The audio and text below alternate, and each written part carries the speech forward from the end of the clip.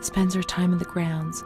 The cooks report that she sits on a bench in front of the kitchens. October 14th. Return of impulsive behavior.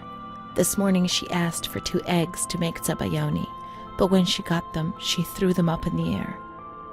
Excited, clamorous, slightly confused, takes her clothes off. December 8th. Tied to bed for 15 days. High-spirited, tends to make witty comments and use vulgar words, laughs hysterically and pleasures herself. The nurses report that about 2 weeks ago she remained in the showers on her own and didn't want to leave. They said that when they took her away, she swore at them and then lashed out and bit them. 2 nurses had to be treated for their injuries. They've kept her tied to the bed since then. Transferred to the slightly agitated ward, from the care of Dr. B to the care of Dr. C. I was with Amara in the showers. My memories are terrifying. They're not real, are they?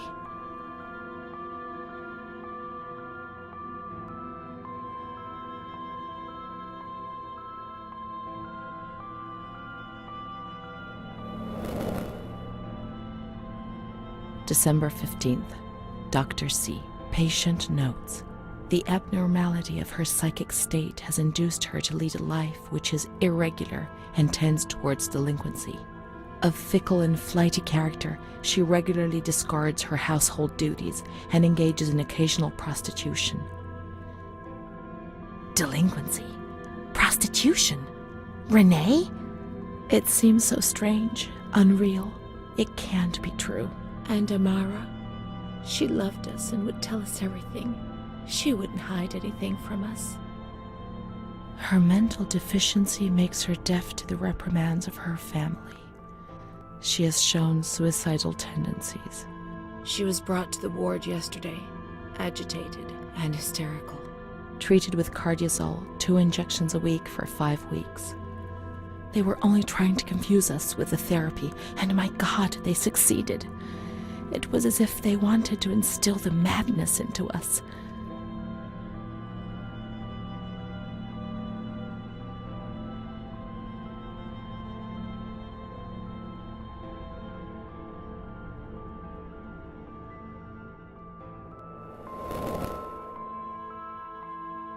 June 2nd.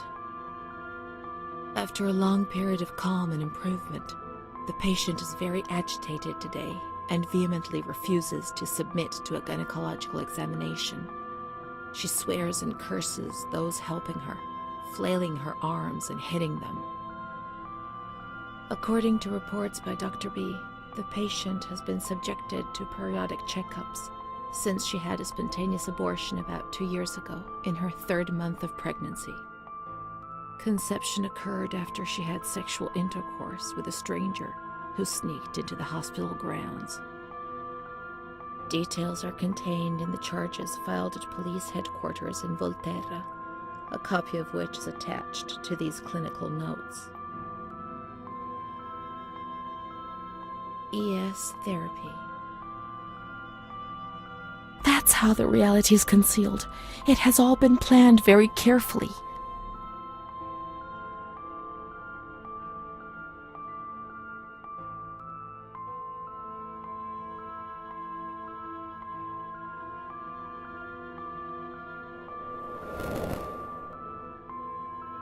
June 13th. The nurses report that she descended into a state of great mental confusion after receiving her mother's letter. She threw her soup over another inmate because she was very anxious, and then punched a nurse. Impulsive, flails about her. She rails against the doctor in vulgar terms while he is examining her, lashes out and spits. Block all correspondence to give the patient no further reason to become agitated. August 20th, tied to bed.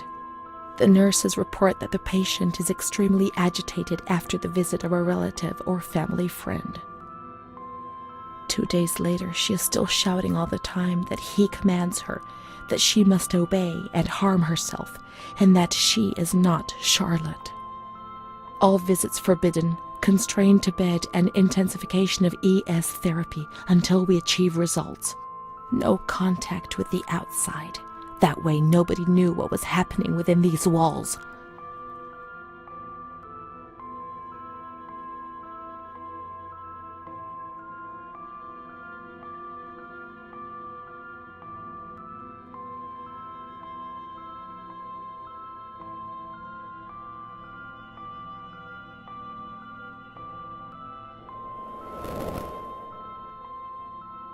March 3rd.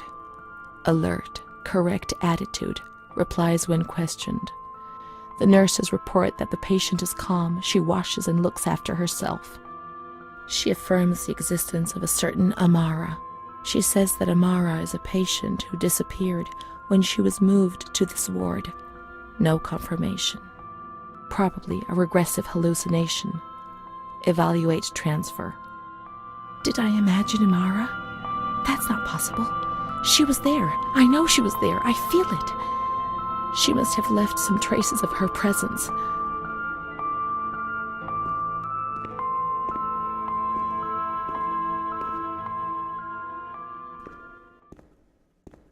We can look for her things in the storeroom containing the bundles of the patient's belongings on the upper floor.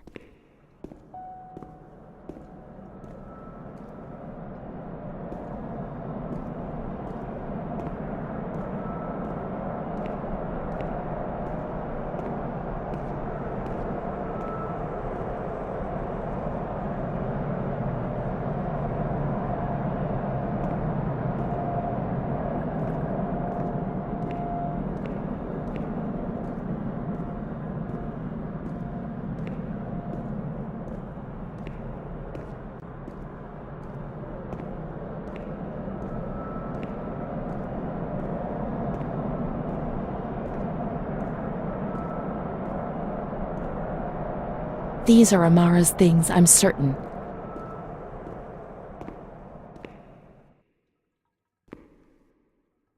March 12th, 1938.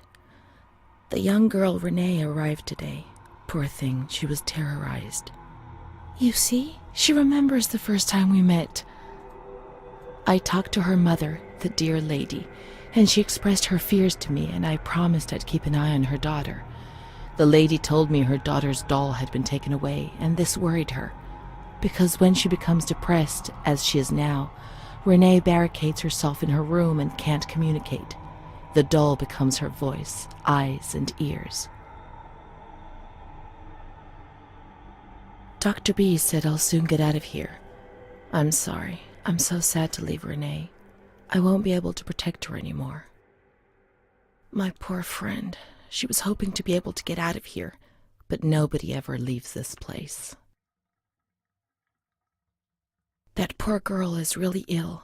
I am the only one she ever speaks to. I told her I was leaving, and she stared at me, saying that I would never leave. It was quite unnerving, and then she started to cry. I felt like crying too. She didn't say anything else. What worries me is that I'm sure that terrible man is watching her. He was the one who brought her here, and of all the good people, why did it have to be him? She knew. I told her everything. She knew about that man. That's why they wanted to make her disappear from my life. But I instructed a nurse friend of mine to keep an eye on her, and I'm sure she will, because she's a good woman. Her friend the nurse. I vaguely remember. She worked on this ward.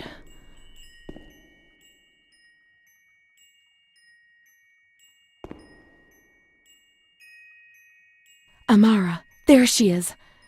She existed. She really did exist. There she is, my friend. Here we are together. How could I have imagined for a single moment that she never existed?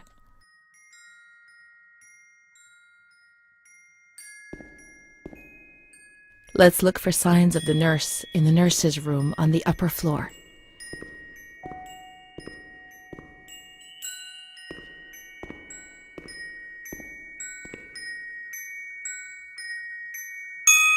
She worked mostly in the Magliano pavillion. Let's get out of here and find that pavillion. Renee was alone here. Charlotte had abandoned her. And without Charlotte, Renee couldn't communicate with the outside world. Mother knew that.